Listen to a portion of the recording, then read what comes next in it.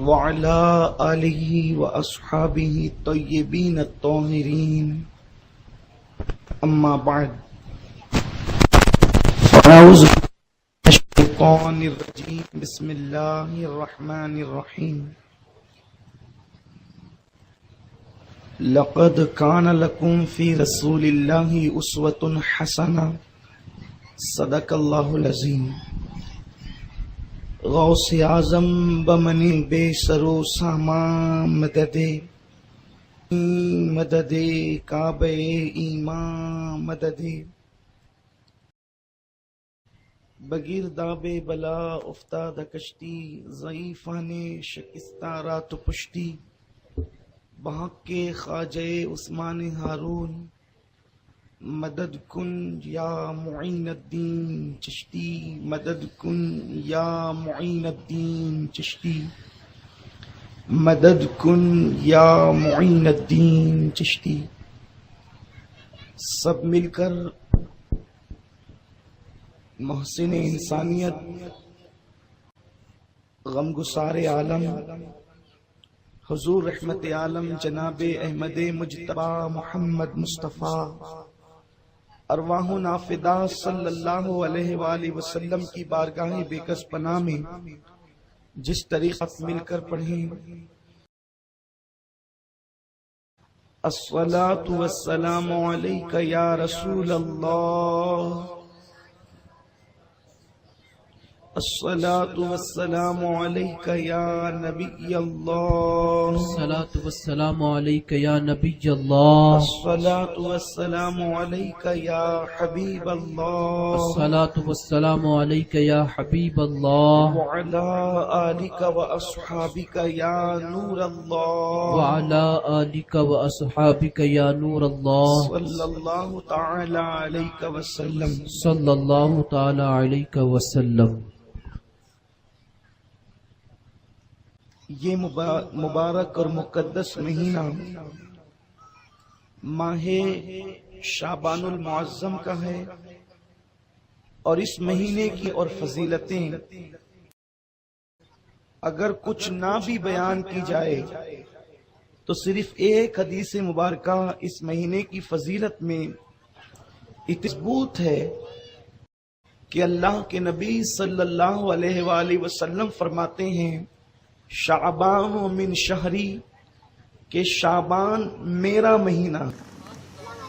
جس مہینے کو اللہ کے نبی صلی اللہ علیہ وآلہ وسلم نے کہا وہ ماہ مبارک کی برکتیں کیا ہوگی، اور جو آنے والی شب ہے اس کو شب برات ہم اور آپ کہتے ہیں۔ شب برات مطلب آزاد رات، اور اس شب کا نام آزادی کی رات اس لیے رکھا گیا کہ اس رات اللہ کے نبی صلی اللہ علیہ وآلہ وسلم نے اللہ کے بندوں کو جہنم سے آزادی کا مشدہ عطا فرمایا۔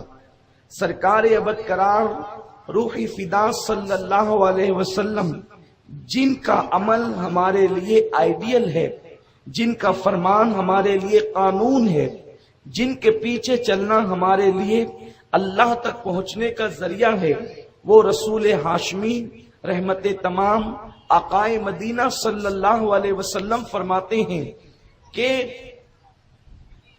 شعبان کی 15ویں شب میں اللہ تبارک و تعالی بنو کلب کی بکریوں کے بالوں کی تعداد کے برابر اپنے بندوں کو جہنم سے آزاد فرماتا ہے، اور اسی آزادی کی بنیاد پر اس کو لیلۃ البرات کہا گیا ہے، آزادی کی رات۔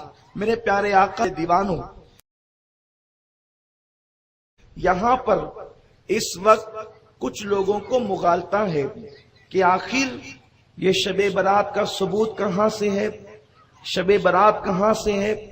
اول چیز تو یہ ہے کہ ہم نے جب سے آنکھ کھولی تب سے، ہمارے باپ داداؤں نے تب سے آنکھ کھولی تب سے، ان کے باپ داداؤں نے آنکھ کھولی تب سے ہم دیکھ رہے ہیں کہ ہمارے اسلاف مسلسل شب برات کو مناتے چلے آ رہے ہیں۔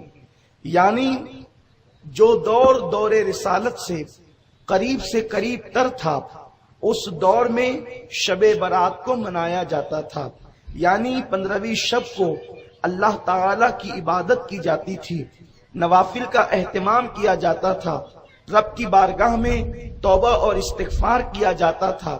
میرے پیارے آقا صلی اللہ علیہ وسلم کے پیارے دیوانوں، لیکن کم نصیبی یہ ہے کہ جیسے جیسے زمانہ، جیسے جیسے لوگ اللہ کے نبی صلی اللہ علیہ وسلم سے دور ہوتے جا رہے ہیں، آقائے کریم کے زمانے سے زمانہ دور ہوتا جا رہا ہے، محرومیاں بڑھتی جا رہی ہے، اسلام سے تعلق کمزور سے کمزور تر ہوتا جا رہا ہے۔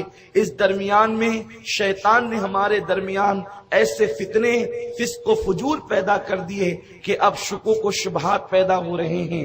میرے پیارے آقا صلی اللہ علیہ وسلم کے پیارے دیوانوں، جہاں تک بات ہے کیا شب برات صحابہ کرام نے منائی، میں آپ سے عرض کروں گا بات یہی تو ہے۔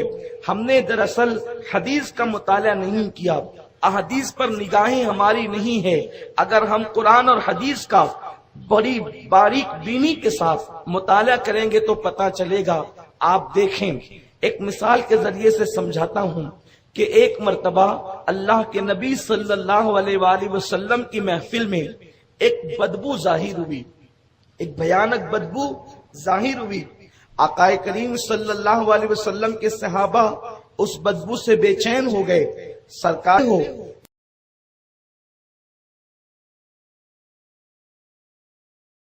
یہ بدبو کس چیز کی ہے؟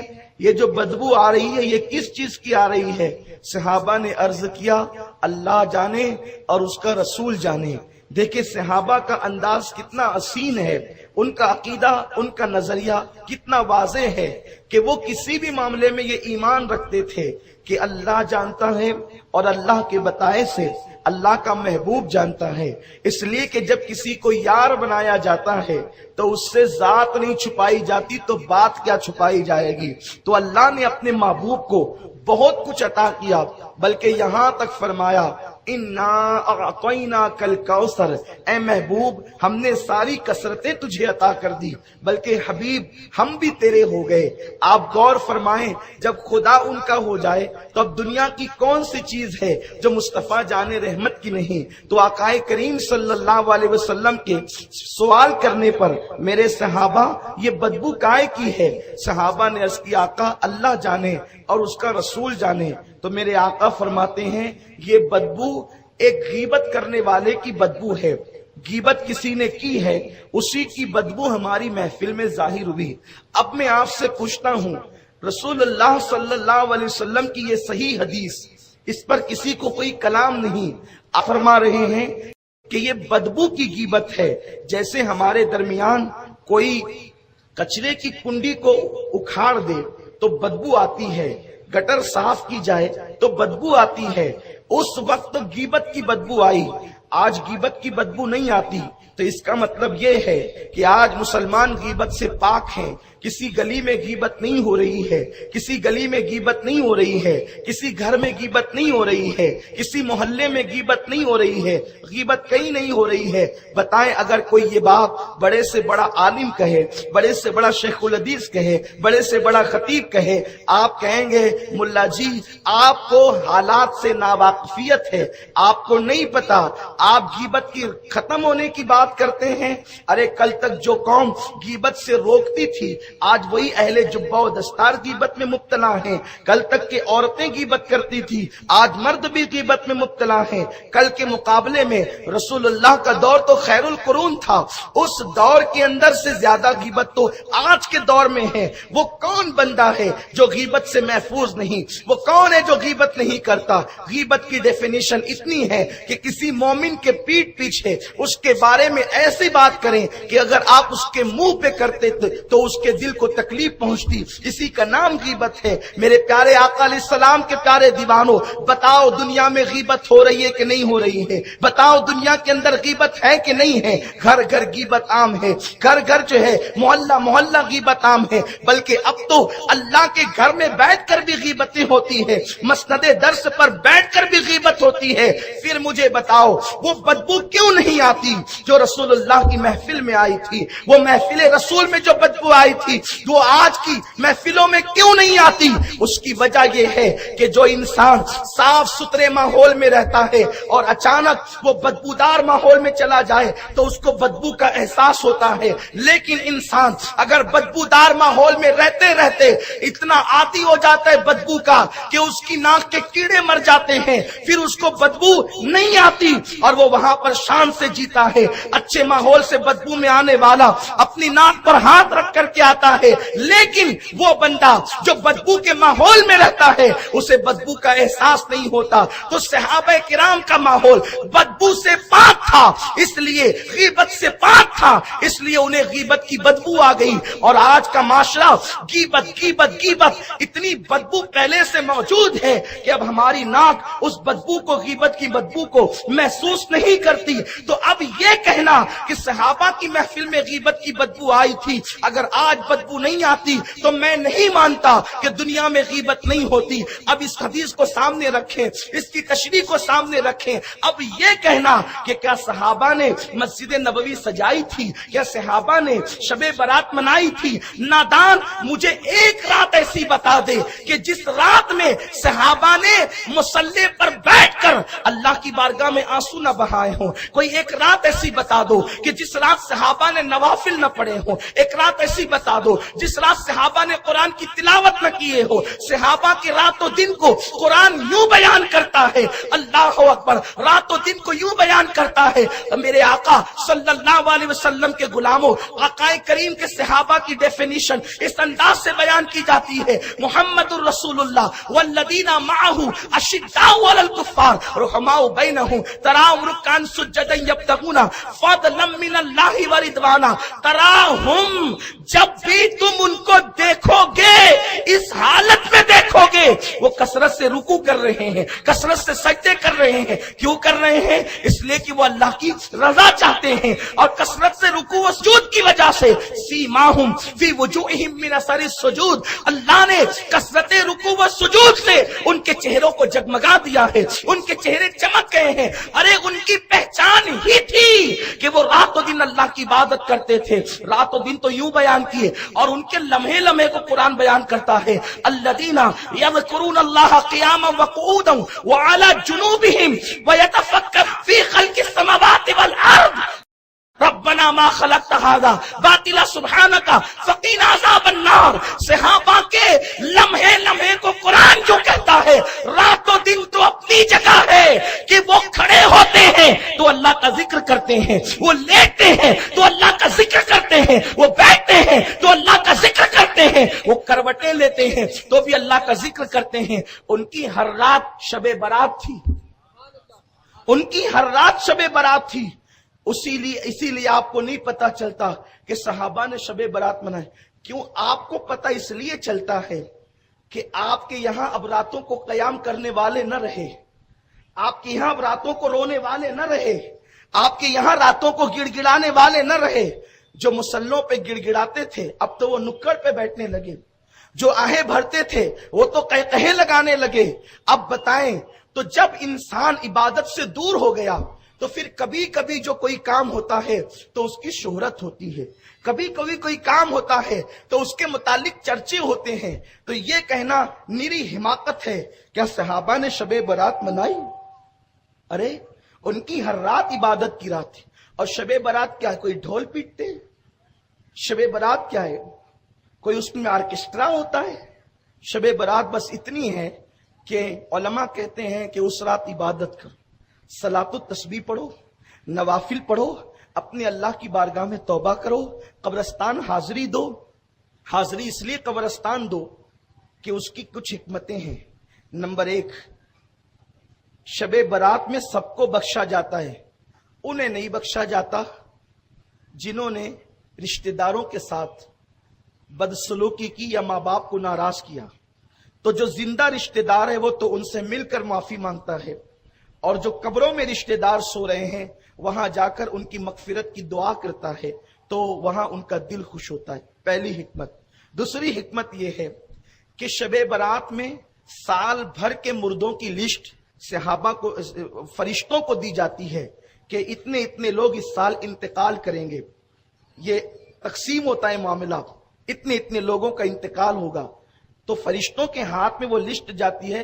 آقا فرماتے بہت سے لوگ ہوتے ہیں جو ہنسی کر رہے ہوتے ہیں، بہت سے لوگ ہوتے ہیں جو کھا رہے ہوتے ہیں، بہت سے لوگ ہوتے ہیں جو شادی کے پلان بنا رہے ہوتے ہیں، لیکن اللہ کے یہاں ان کے لیے قلم چلتا ہے کہ ان کا نام زندوں سے نکال کر مردوں کی فہرست میں لکھا جاتا ہے۔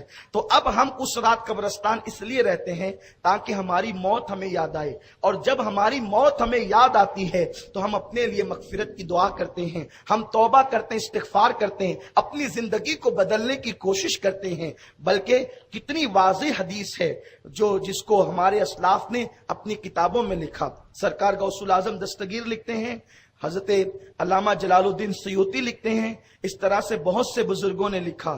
حدیث یہ ہے کہ اماں عائشہ صدیقہ کا جو لقب ہے، اور محدثین نے بھی اس کو اس اعتبار سے لکھا، شب برات کے حوالے سے نہیں لکھا، اماں عائشہ کے حوالے سے لکھا۔ اماں عائشہ کا نام عائشہ ہے، صدیق کی بیٹی اس لیے صدیقہ ہے، لیکن ان کا ایک لقب ہے حمیرہ، انہیں حمیرہ کہتے ہیں، اور یہ لقب حضور علیہ السلام نے اماں عائشہ کو دیا، کیا؟ حمیرہ۔ حمیرہ کا مطلب آپ یوں کر سکتے ہیں سرخ رنگت والی، سرخ رنگت والی کو کہتے ہیں حمیرہ۔ اب اس پر محدثین نے جو بحث کی ہے کہ حضور علیہ السلام نے اماں عائشہ کو حمیرہ کا لقب کیوں عطا فرمایا، حمیرہ کیوں کہا، تو بات یہ ہے کہ اماں عائشہ خود فرماتی ہے، راوی کون ہے؟ اماں عائشہ صدیقہ، میرے رسول کی محبوب زوجہ اماں عائشہ صدیقہ، احادیث میں بڑی باریک نظر رکھنے والی، ہزاروں تابعین کی استاد ہیں، سینکڑوں صحابہ کی استاد ہیں اماں عائشہ، 1/3 اسلام امت تک پہنچانے والی ہے اماں عائشہ۔ اماں عائشہ وہ ہے جس کی شان میں اللہ نے سورہ نور کی آیتیں نازل کی۔ اماں عائشہ مومنین کی ماں وہ ہے جس کے بستر پہ قرآن نازل ہوا۔ کائنات کی کوئی عورت جناب حوا سے لے کر کے آج تک، آج سے لے کے قیامت تک کوئی عورت نہ پیدا ہوئی ہے نہ پیدا ہوگی جس کے بستر پہ قرآن نازل ہوا۔ یہ اماں عائشہ کا بستر ہے کہ حضور اس بستر پہ موجود ہوتے اور اللہ کا کلام نازل ہوتا۔ یہ بھی میرے نبی کی شان ہے۔ موسیٰ اگر توریت چاہیے طور پر آ کر لے جاؤ، عیسیٰ انجیل چاہیے فلاں مقام پر آ کر لے جاؤ، لیکن قربان میرے مصطفیٰ کی شان یہ ہے، محبوب قرآن چاہیے تجھے نہیں آنا، تو جدھر جائے گا قرآن بھی تیرے پیچھے پیچھے آئے گا، قرآن تیرے پیچھے آئے گا۔ محبوب تو حرم کعبہ میں ہوگا تو قرآن وہاں بھی آئے گا، تو مدینہ طیبہ میں ہوگا قرآن وہاں بھی آئے گا، تو احد میں ہوگا قرآن وہاں بھی آئے گا، تو بدر میں ہوگا قرآن وہاں بھی آئے گا، حتیٰ کہ تو عائشہ کے حجرے میں بستر پہ آرام کر رہا ہوگا قرآن وہاں بھی آئے گا۔ لیکن قرآن تو اللہ کا کلام ہے۔ آپ توجہ فرمائیں اپنے نبی کی شان کیا ہے۔ سب سے بڑا مسئلہ یہی ہے کہ اس امت نے اپنے نبی کے مرتبے کو فراموش کر دیا۔ بس پتا نہیں یہود و نصارہ نے کیسے کانٹے تمہارے درمیان بو دیے، اب تمہارے اندر ملاپ کی کوئی گنجائش نظر نہیں آتی، اتنی گندگیاں بو دی گئی، اب ایک دوسرے سے ملنے کا کوئی وقت تمہیں نہیں ملتا، اس لیے کہ یہود و نصارہ کی فکر تھی مسلمانوں کے دل میں نبی کے لیے شکوک و شبہات ڈال دو اور اس قوم کو نبی سے اتنا دور کر دو کہ یہ قوم ٹکڑیوں میں بٹ جائے، یہ قوم فرقوں میں بٹ جائے، اور تمہیں فرقوں میں بانٹ دیا گیا۔ مسلمانوں فرقوں میں بٹنے کا وقت نہیں ہے، اس وقت تو نبی پاک صلی اللہ علیہ وسلم کو اللہ نے جیسا بنایا ہے اس عقیدے پر متحد اور متفق ہونے کا وقت ہے۔ زمانہ تمہیں مٹانے کے چکر میں ہے، بیت المقدس خطرے میں ہے، حرمین شریفین خطرے میں ہے۔ اس وقت ٹکڑی اور فرقوں میں بٹنے کا ٹائم تو نہ تھا، اس وقت تو وقت وہ تھا کہ ابو بکر و عمر، عثمان و علی کا، سعد و سعید کا، طلحہ و زبیر کا جو عقیدہ تھا، تم اپنے انانیت کے بت توڑ کر صحابہ کے عقیدے پر آ جاتے اور ہاتھ میں ہاتھ ملا کر اسلام کا جو ہے وہ تحفظ کرتے. لیکن ہائے تمہارے درمیان ایسے پیٹ کے پجاری پیدا ہو گئے جو تمہیں ملنے نہیں دیتے, ملنے سے تمہیں روکتے ہیں. اگر تم آگے بڑھتے ہو حق کی طرف تو کبھی شرک کا خوف دلایا جاتا ہے, کبھی بدعت سے دھمکایا جاتا ہے. یاد رکھو, آپ دیکھو اپنے نبی کی شان کیا ہے. اللہ اکبر, توریت صرف توریت ہے اور اس کے علاوہ اس کا کوئی نام نہیں ہے. لیکن قرآن اللہ کا کلام ہے, اس کی کچھ صورتیں مکی ہے, کچھ صورتیں مدنی ہیں. لوگ کہتے ہیں یہ مکی مدنی صورتیں کیا ہیں, مکی مدنی صورتیں کیسے ہو گئی؟ ارے وہ تو کلام اللہ کا ہے.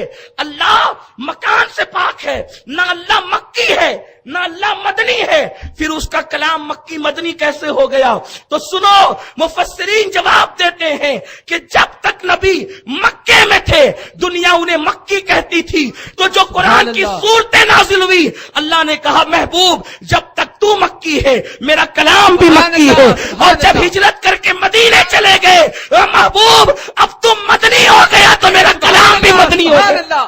سبحان اللہ. اپنے کلام کا نام بدلتا ہے. جب تک تو مکی تھا کلام مکی تھا, تو مدنی. اس سے بڑی بھی کوئی محبت اس رسول کو اب تم تولنے چلے جس کے مکی ہونے پر خدا نے کلام مکی کیا, جس کے مدنی ہونے پہ اپنا کلام مدنی کیا. اب اس نبی کو تم تول رہے ہو. کون تول رہا ہے؟ پان دکان والا. کون تول رہا ہے؟ ٹھیلا لگانے والا. کون تول رہا ہے؟ کرانہ دکان والا. کون تول رہا ہے؟ جسے سہائے ستہ کا نام لینا نہیں آتا, جو سہائے ستہ کو سہائے ستہ کہتے ہیں. امام بخاری کا نام جنہیں نہیں پتا وہ نبی کو تول رہے ہیں. وہ خدا ہو کر کہتا ہے محبوب میں تو زمان و مکان سے پاک. دیکھ رہے محبت کا تقاضا تو دے. خدا ہو کر کلام کا نام بدلا, خدا ہو کر کلام کا نام بدلا اور بتا دیا کہ دیکھو میں اللہ ہو کر اتنا پیار کرتا ہوں, تجھے بندہ ہو کے کتنا کرنا چاہیے. وہ بے نیاز ہو کے اتنا پیار کرتا ہے, تجھے کتنا کرنا چاہیے. لیکن افسوس ٹکڑیوں میں مت بٹو, حق کی طرف آؤ, حق کے متلاشی بنو, سچائی کی طرف آؤ. اس لیے کہ اگر آپ یہ کہتے ہیں کہ کسی حدیث میں شبیہت نہیں ہے, میں کہتا ہوں یہ کہنے کا حق تو ابو بکر صدیق کو, ابو بکر صدیق کے سامنے بھی نہیں تھی. وہ لوگ تو یہ کہتے ہیں واللہ و رسول عالم. صدیق کہتے ہیں اللہ جانے اللہ کا رسول جانے. اور آپ کہہ رہے ہیں جنہیں استنجا کی سنتیں نہیں معلوم, کسی حدیث میں نہیں ہے. میرے پیارے تو نے حدیثیں کتنی پڑھی یہ تو بتا, کون کون سی پڑھی یہ تو بتا. اما عائشہ تک کے ہر حدیث نہیں پہنچی, جو جان نازل ہوا اس تک سب حدیث نہیں پہنچ. سیدہ کائنات جس کے لیے رسول اللہ نے فرمایا الفاطمہ بدغۃ منی, جگر کا ٹکڑا ہے, اس سیدہ فاطمہ تک ہر حدیث نہیں پہنچی. کیونکہ حضور علیہ السلام حدیث ہیں, آقا جہاں بیٹھ گئے کہنے لگے, جو کہہ دیا وہی حدیث ہو گئی. اب ہر جگہ تو ہر صحابی ساتھ نہیں تھا. مسلمانوں ایمان کی حفاظت کرو, اٹھا کے زبان تالوں کو نہ لگا دو. یہ غالب کا دیوان نہیں ہے, یہ میر کا دیوان نہیں ہے, ال کی شاعری نہیں ہے کہ آپ بے لاکھ تفسیریں کرتے پھریں. یہ اللہ کا دین ہے, یہ اس کے رسول کا دین ہے, یہ اللہ رسول کا قانون ہے. اور جب سے تم نے اللہ کا قانون ہاتھ میں لینا شروع کیا ہے اللہ کی رحمتیں تم سے روٹ گئی ہے. آج تم دنیا کے سامنے ذلیل اور رسوا ہو رہے ہو. توبہ کرو اپنے برے اعمال سے. ارے ہندوستان کا قانون ہاتھ میں لو, حکومت برداشت نہیں کرتی, اللہ کا قانون تم ہاتھ میں لینے چلے ہو. وہ کیسے گوارا فرمائے گا؟ پھر وہ تمہارے لیے تباہی کا پلان نہیں بنائے گا, وہ تمہارے لیے پھر فیصلے نہیں کرے گا عذاب کے. اس لیے بچو اور بے باکی سے کام نہ لو. یہ کہو اللہ جانے اس کا رسول جانے. عرض کر رہا تھا اما عائشہ کو حمیرہ کا لقب کب ملا, اس پر محدثین نے بحث کی. کہتے ہیں ہوا یوں کہ ایک رات اما عائشہ کی باری تھی. حضور علیہ السلام صحابہ, حضور علیہ السلام ازواج مطہرات کے گھر میں باری باری رہتے تھے. ایک دن اس کے یہاں اور ایک رات, ایک دن اس کے یہاں اور ایک رات, ایسے تقسیم تھی. تو اما عائشہ خود فرماتی ہیں کہ میرے گھر حضور کی باری تھی. آج میرے مقدر چمکے تھے کہ نبی پاک اللہ کے محبوب میرے گھر آئے تھے, حضور میرے گھر تشریف رکھتے تھے. لیکن میں یہ چاہتی تھی کہ آج حضور مجھے شرف بخشیں. ہمارا مسلک ادب ہے. ہم لوگ جب بھی بات حدیث کی اور صحابہ اور ازواج مطہرات کی کرتے ہیں تو ہم پھر ایکٹنگ نہیں کرتے. ہم تو الفاظ ڈھونڈتے ہیں. ہم الفاظ ڈھونڈتے ہیں کہ آخر کون سے الفاظ ملیں جس میں ادب سے ادب کی طرف الفاظ ہمیں منتقل کریں, ہمیں اس طرف ڈھالیں. اور خدا کی قسم ہم الفاظ کا انتخاب اپنے علم اور سمجھ کے مطابق وہ کرنا چاہتے ہیں جس میں تعظیم کا پہلو زیادہ ہو, کیونکہ الدین کلہ ادب, دین مکمل ادب کا نام ہے. اما عائشہ کے بارے میں یہ کہنا کہ وہ تو بیمار نہیں ہوتی تھی اور بیمار ہونے کی ایکٹنگ کرتی تھی, یہ ہمارے یہاں نہیں ہے. ارے ایک عام عورت جو ایکٹنگ کرے اسے اچھا نہیں سمجھا جاتا. نبی کی بیوی جس کی شان میں سورہ نور نازل ہو وہ ایکٹنگ کیسے کر سکتی؟ ایکٹر تو آپ ہے جی, آپ کو ایکٹنگ کرنی آتی ہے. آپ بندر بوڑھا ہوتا ہے کلاٹی کھانا نہیں بھولتا, تو آپ نے توبہ تو کر لی ہے آرکسٹرا سے, گانے سے, لیکن آج بھی وہ گانے کی حرام کمائی تمہاری رگوں پے میں ہے. اس لیے تم اما عائشہ کو گالی دے رہے ہو کہ وہ تو ایکٹنگ کرتے ہو. ایکٹنگ نہیں کرتی تھی. خدا کی قسم وہ صدیق کی بیٹی صدیقہ تھی. سبحان اللہ. وہ جو کہہ دے وہ ہو جائے. اما عائشہ کی شان یہ ہے, میرا عنوان وہ نہیں ہے, لیکن چونکہ ہمارے اپنے نظریات ہیں, ہم گفتگو کرتے ہیں تو ہم چاہتے ہیں کہ امت کے دل میں صحابہ کا, ازواج کا, حضور کا ادب پیدا ہو. زندگی کا مقصد ہی یہی ہے, اور اللہ نے دین اسی لیے بھیجا کہ تم اس کے نبی کی تعظیم اور توقیر کرو, اور جو لوگ اس کے نبی سے جڑ گئے ہیں ان کا بھی احترام کرو. اٹھائے قرآن, لِتُؤْمِنُوا بِاللَّهِ وَرَسُولِهِ وَتُعَزِّرُوهُ. ایمان لانے کے بعد پہلا فرض قرآن کہتا ہے نبی کی تعظیم کرو. پہلا فرض ایمان کے بعد تعظیم ہے. تعظیم ہے تو سب کچھ ہے, تعظیم نہیں ہے تو کچھ نہیں ہے. ایک بندہ ماں کو کھلائے پلائے کپڑے پہنائے سب کرے, لیکن پھر اس کی بدبختی کا ذکر بھی کرے, اس کی غیبت بھی کرے, تو کہیں گے کہ یہ وفادار بیٹا نہیں ہے. تو بہرحال اما عائشہ صدیقہ کہتی ہے میں چاہتی تھی کہ حضور مجھے شرف بخشیں, اور ان کا شرف بخشنا کیا تھا؟ اللہ اکبر, وہ نالین رکھ دے عرش پر تو عرش کی معراج ہو جائے, اور وہ اما عائشہ کو شرف بخشیں تو عائشہ کے مرتبے کہاں تک بلند ہوتے ہیں, اس تک ہماری رسائی نہیں ہے. کہتی ہیں میں یہی چاہتی تھی, لیکن میں نے دیکھا کہ حضور میرے بستر سے غائب ہیں. اللہ کے حبیب غیب دا نبی مجھے اطلاع دیے بغیر میرے بستر سے غائب ہیں. میں نے حضور کو اپنے بستر پہ ٹٹولا, حضور میرے بستر پہ مجھے نظر نہیں آئے. میں اٹھی اور میں نے سوچا کہ کہیں مجھ سے کوئی خطا تو نہیں ہو گئی, مجھ سے کوئی لغزش تو نہیں ہو گئی, میں نے کوئی غلطی تو نہیں کر دی کہ حضور مجھ سے ناراض ہو کر کسی اور ام المومنین, کسی اور زوجہ محترمہ کے گھر گئے ہوں. تو چونکہ آج کل جو حضور علیہ السلام کا مزار ہے اسی گلی میں تمام ازواج کے حجرے تھے, بہت دور جانا نہیں تھا. اپنے حجرے سے نکلی, اس حجرے سے جس میں آج آقا آرام فرما رہے ہیں وہی حجرہ اما عائشہ کا تھا. اس سے نکلی, بازو میں گئی, حضور ہے نہیں. اس سے نکلی, بازو میں گئی, حضور ہے نہیں. اس سے نکلی, بازو میں گئی, حضور ہے نہیں. تمام ازواج کے گھر میں آقا کو ڈھونڈ لیا, آقا نہیں ملے. کہتی ہیں پھر میں نے قدم بڑھائے اور میں قبرستان کی طرف چلی. جب میں قبرستان میں پہنچی, مسلمانوں کا قبرستان جو مدینہ منورہ کا تھا, جس کا نام جنت البقیع ہے, جس کو بقیع الغرقد بھی کہتے ہیں, وہاں میں نے دیکھا کہ کوئی وجود کھڑا ہے اور وہ وجود کھڑے ہو کر آہوزاری کر رہا ہے. جب میں آگے بڑھی حضور کو میں نے پہچان لیا کہ آقا رو رہے ہیں اور اپنی امت کے لیے مغفرت کی دعا کر رہے ہیں. قبرستان میں اللہ کے نبی جا کر وہاں ہاتھ اٹھا کر مغفرت کی دعا کر رہے ہیں امت کے لیے. کون کہہ رہا ہے؟ یہ اما عائشہ کہہ رہی ہے.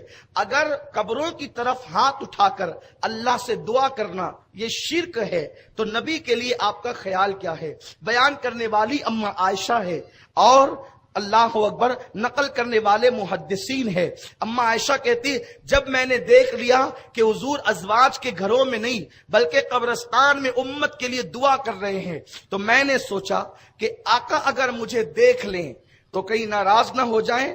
میں پلٹی, کہتی ہے میں پلٹی اور میں تیز تیز چلنے لگی, اور تیز تیز جب چلنے لگی تو میں نے سوچا کہ हुजूर अलैहिस्सलाम के मेरे हुजरे में पहुंचने से पहले मैं पहुंच जाऊं, क्योंकि हुजूर अलैहिस्सलाम ने अगर मुझे देख लिया कि मैं कब्रिस्तान तक हुजूर के पीछे पीछे आई तो कहीं आका मुझसे नाराज न हो जाएं।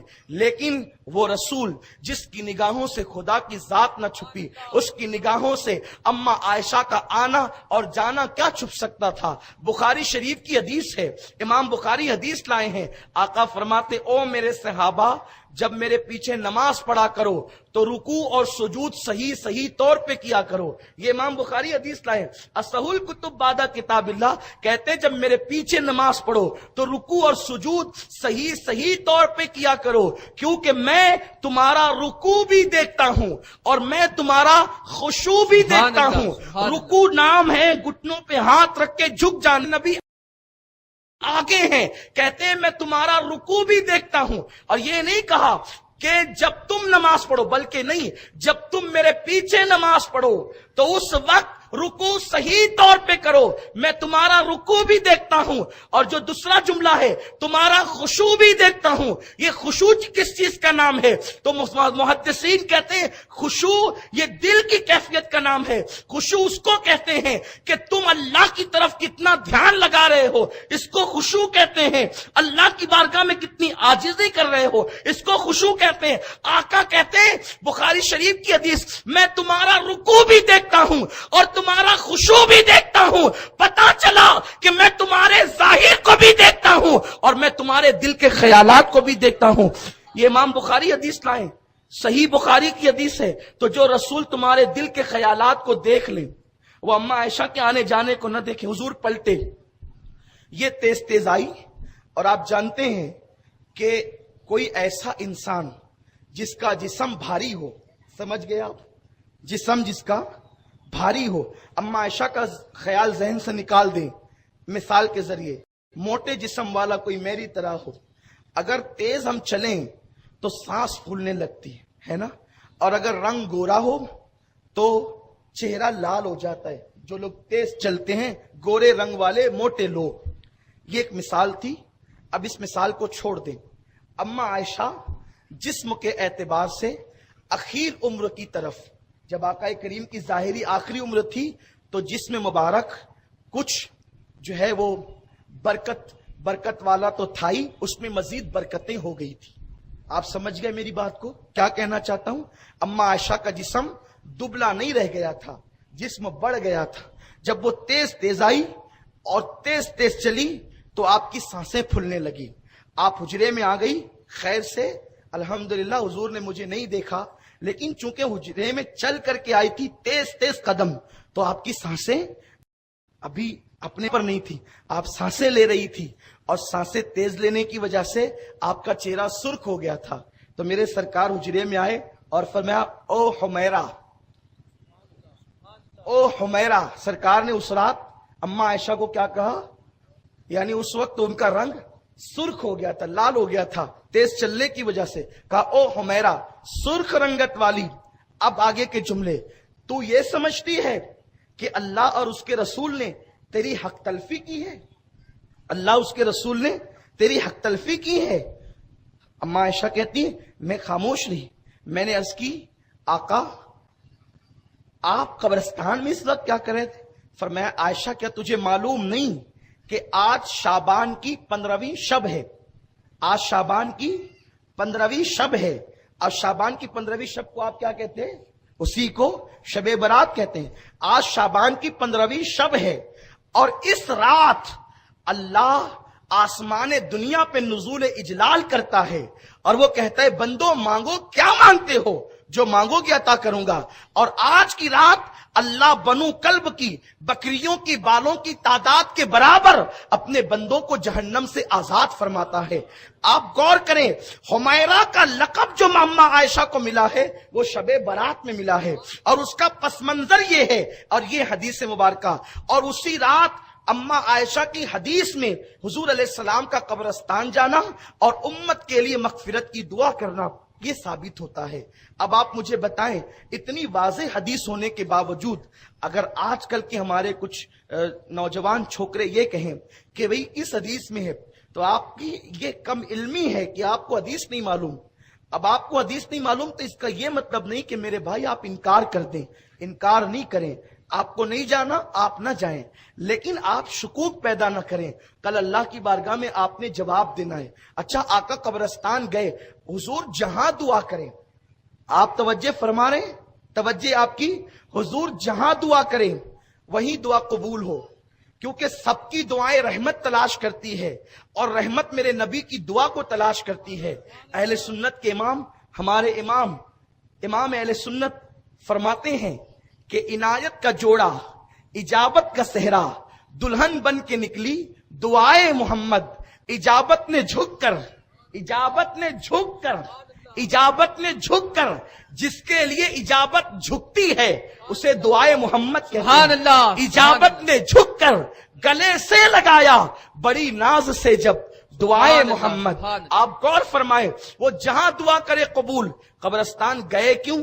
اس لیے کہ اللہ نے فرمایا لقد کان لکم فی رسول اللہ اسوۃ حسنہ، تمہارے نبی کی زندگی تمہارے لیے آئیڈیل ہے۔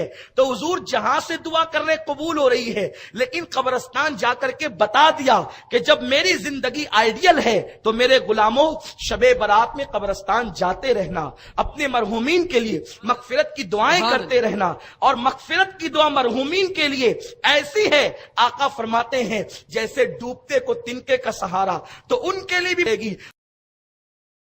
اور شب برات یہ حلوہ پراٹھا کھانے کی رات نہیں، صرف شب برات کھچڑے کی ہوٹلوں پہ ٹائم پاس کرنے کی رات نہیں ہے۔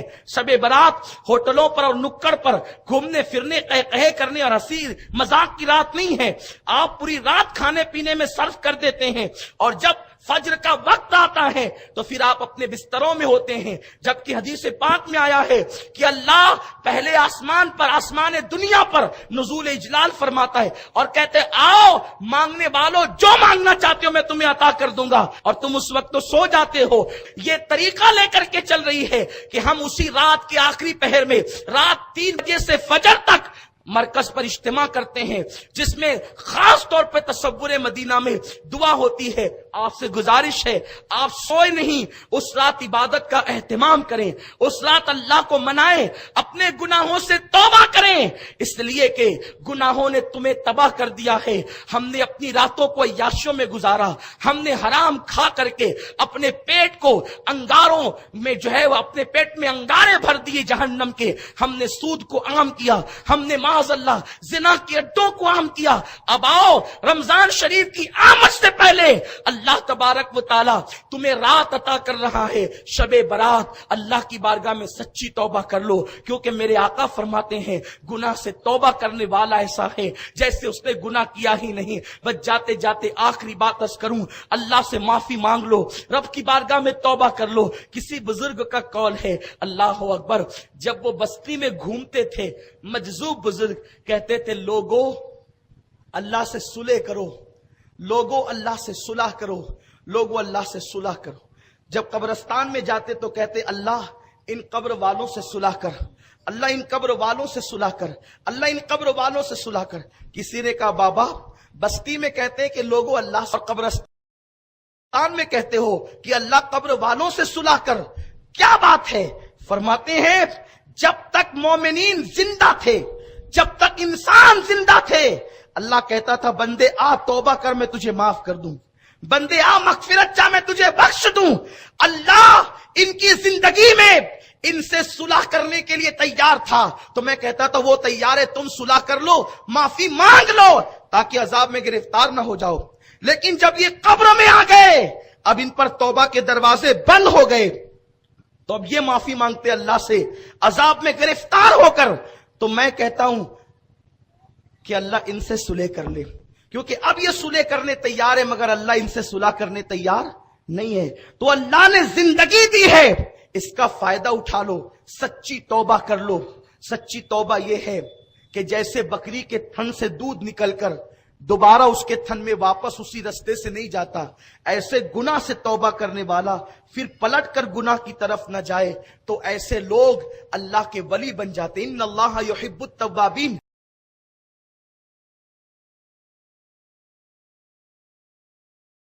سے کیسے بن گئے؟ ایک شخص ہے جس کا نام ڈاکوؤں کی فہرست میں ہے، جس کا نام فضیل ابن ایاز ہے. فضیل ڈاکو وقت کا بڑا ڈاکو ہے. ایک مرتبہ جنگل میں ڈکیتی کے لیے نکلے. کوئی قرآن پڑھنے والا قاری قرآن پڑھ رہا ہے. کیا اب بھی ایمان والوں کے لیے، اللہ کے بندوں کے لیے وہ وقت نہیں آیا کہ وہ ان کے دل اللہ کی عبادت کے لیے، اللہ کے خوف سے جھک جائیں؟ کیا وہ وقت نہیں آیا لوگوں پر؟ بس قرآن نے دل پہ اثر کیا اور تنہائی میں فضیل نے چہرے پہ ہاتھ رکھ کے کہا، اللہ تیرے فضیل کے لیے وہ وقت آ چکا ہے کہ تیرے خوف سے اب اس کا دل تیری بارگاہ میں، تیری یاد میں جھک جائے. اور پھر کہا، اللہ آج کے بعد اب ڈکیتی نہیں کروں گا. توبہ کر لی. توبہ کر کے رات کے آخری پہر میں جنگل سے نکل کر شہر کی طرف آ رہے تھے تو جنگل کے کنارے پر دیکھا ایک قافلہ ہے. رات میں فضیل چھپے ہوئے تھے، توبہ کر لی تھی اور چھپے ہیں جنگل کے کنارے کی طرف، کیونکہ اب بستی میں جانا ہے، اب جنگل میں نہیں رہنا ہے. تو جنگل کے کنارے پر ایک قافلہ تھا، وفد تھا. تو کوئی کہتا تھا، لوگوں جلدی چلو، سفر طے کرنا ہے. تو لوگوں نے کہا نہیں، فضیل بہت بڑا ڈاکو ہے اور وہ اسی جنگل میں رہتا ہے، وہ لوٹ بھی لیتا ہے اور جان بھی لیتا ہے، ایک چیز نہ چھوڑے گا، لوٹ لے گا. لوگ خوف سے تھرا رہے تھے اور کہتے تھے، نہ جاؤ، رات یہیں گزارو، صبح سفر کریں گے. فضیل کا خوف ہے، ہم رات کو جنگل میں سفر نہیں کر سکتے. تب فضیل کی آنکھ میں آنسو آ گئے، رونے لگے، یا اللہ میں اتنا برا کہ لوگ میری ڈکیتی سے ڈرتے ہیں. تب فضیل نے کہا، لوگوں اب جاؤ، بے خوف و خطر سفر کرو. اب فضیل لوٹنے والا نہ رہا، اب تو فضیل خود لٹ چکا ہے. اب جاؤ، فضیل لٹ چکا ہے، وہ تمہیں نہیں لوٹے گا. بے خوف و خطر سفر کرو. اور اتنا روئے، مولا مجھے معاف کر دے، مولا مجھے معاف کر دے. وہی فضیل ابن ایاز جب توبہ کرتے ہیں اور توبہ کر کے پھر مکۃ المکرمہ کا سفر کرتے ہیں، وہاں مجاوری اور جاروب کشی کرنے لگتے ہیں. پھر توبہ کے بعد اسی فضیل کی شان یہ ہو جاتی ہے کہ فضیل لاکھوں حدیثوں کے حافظ ہو جاتے ہیں، اللہ کے ولی ہو جاتے ہیں. پہلے تو کیا تھے اور توبہ کر کے کیا بن گئے؟ مسلمانوں تم بھی توبہ کرو، اللہ نے موقع دیا ہے. اور ان احباب کو کہتا ہوں، ان محبت کرنے والوں کو کہتا ہوں، اگر آپ سونا چاہتے ہیں تو سو جائیں، کسی کو منع نہ کریں. اس قوم کو اللہ کی بارگاہ میں جھکنے کا وقت نہیں ہے. انہیں جھک رہے ہیں شب برات میں، کم از کم ایک رات میں جھک رہے ہیں، ان کو جھکنے دو. یہ رو رہے ہیں، انہیں رونے دو. یہ گڑگڑا رہے ہیں، انہیں گڑگڑانے دو. ذرا انصاف سے کام لینا صاحبو، کہ تم لوگ اب کہتے ہو کہ نفل پڑھنا بھی بدعت ہے. بتاؤ یہ نفل کب سے بدعت ہو گئی؟ اللہ کی عبادت بھی کوئی بدعت ہوتی ہے؟ قرآن تو یہ کہتا ہے، وَمَا خَلَقْتُ الْجِنَّ وَالْإِنسَ إِلَّا لِيَعْبُدُونَ. انسان اور جنوں کو صرف اس لیے پیدا کیا کہ وہ عبادت کرے. اب عبادت بدعت کب سے ہو گئی؟ سوچو تو صحیح. ایسا نہ کرو، اس قوم کو اپنے اللہ سے رشتہ جوڑ لینے دو. یہ کہاں آتے ہیں؟ کم از کم شب برات کے بہانے، معراج کے بہانے، قدر کے بہانے مسجدوں میں آتے ہیں تو آنے دو. انہیں شکوک میں مبتلا نہ کرو. ارے مولا علی کا فرمان تو آپ کو بتاؤں، حیرت ہوگی. دراصل علم کا فقدان ہے، جہالت ہے، کتابیں نہیں پڑھتے، اس لیے غلط باتیں عوام میں عام کرتے ہیں. فجر کا وقت ہے، مولا کائنات مسجد میں نماز کے لیے آئے، بیٹھ گئے، وقت نکل گیا. وقت سمجھ رہے ہیں؟ وقت نکل گیا. ایک بندہ عوام میں سے آیا اور ابھی طلوع ہو رہا تھا سورج، نماز شروع کرنے لگا کہ جب سورج طلوع ہو تو اس وقت نماز نہیں پڑھنی چاہیے. یہ مسئلہ تو ہے نا؟ بولو ہے. لیکن مولا علی نے اس کو منع نہیں کیا. کس کو؟ وہ عوام میں سے جو شخص تھا اس کو منع نہیں کیا. آندلی آپ نے اس کو پڑھنے دیا. مولا آپ باب مدینۃ العلم ہے، آپ نے اسے روکا کیوں نہیں؟ کیا آپ کو پتا نہیں کہ طلوع آفتاب کے وقت کوئی نماز نہیں پڑھنی چاہیے؟ دیکھو جو اہل علم ہے ان کے فتوے کا انداز کیا ہے، جو اہل علم ہے ان کی گفتگو کا انداز کیا ہے. کون علم؟ عالم نہیں، باب مدینۃ العلم. نبی کا شاگرد جس نے نبی پاک کی زبان چوس چوس کر علم حاصل کیا، وہ باب مدینۃ العلم کہتے ہیں او مسئلہ بتانے والے، مجھے یہ مسئلہ معلوم ہے کہ طلوع آفتاب کے وقت نماز نہیں پڑھنی چاہیے، لیکن یہ بندہ عوام میں سے ہے، اگر میں اس کو ابھی روک دیتا نا پھر یہ نماز فجر کبھی نہیں پڑھتا، یعنی دن بھر اتنا بزی ہو جاتا، مصروف ہو جاتا کہ یہ نماز فجر پھر چھوڑ دیتا۔ ارے طلوع کے وقت پڑھ رہا ہے، پڑھ تو رہا ہے، یہ باریکیاں خواص کے لیے ہے، یہ باریکیاں خواص کے لیے ہے، کب پڑھو کب نہ پڑھو، لیکن عوام جو اللہ کے ذکر سے غافل ہے، جو آتے ہی نہیں، تو فرماتے ممنوع وقت میں پڑھ رہا ہے لیکن پڑھ تو رہا ہے نا، اسے پڑھنے دے، یہ مولا علی کا فتویٰ ہے۔ آپ بتائیں اب اس حدیث کو امام اہل سنت نتیجہ خاص کرتے ہیں، اگر خواص کے نزدیک اللہ تبارک و تعالیٰ کا ذکر کرنا عوام کا طریقہ نامناسب ہو تو بھی عوام کو اللہ کے ذکر سے روکا نہ جائے، نامناسب طور پہ ذکر کر رہے ہیں لیکن کر تو رہے ہیں، اللہ کا ذکر کر تو رہے۔ جب نامناسب طور پر عوام اگر اللہ کا ذکر کریں تو انہیں منع نہیں کیا جائے گا، یہ مولائے کائنات کا فتویٰ ہے۔ تو جو طریقہ حدیث سے ثابت ہو، جو طریقہ صحابہ سے ثابت ہو، اس پر کیوں منع کیا جائے گا؟ اس لیے لوگوں کسی کی بات پہ کان نہ دھرو، اپنے اللہ سے مغفرت کا سوال کرو، اللہ تمہاری ہماری سب کی مغفرت فرمائے۔